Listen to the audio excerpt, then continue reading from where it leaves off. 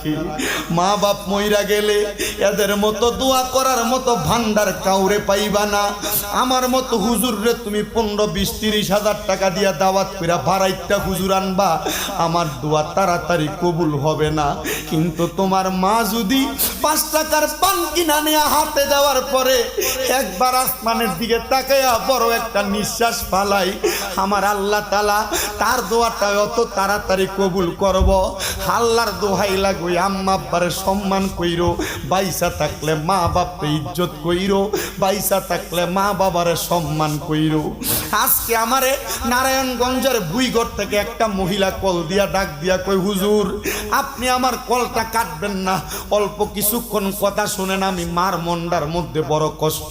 আমি জিগাইলাম, মা আমার ফোন থেকে কোনো মহিলার সঙ্গে কথা হয় না, মনের কষ্ট চোখের পানি ফালাইতেছেন, আপনার কথা শুই না বোঝা যায়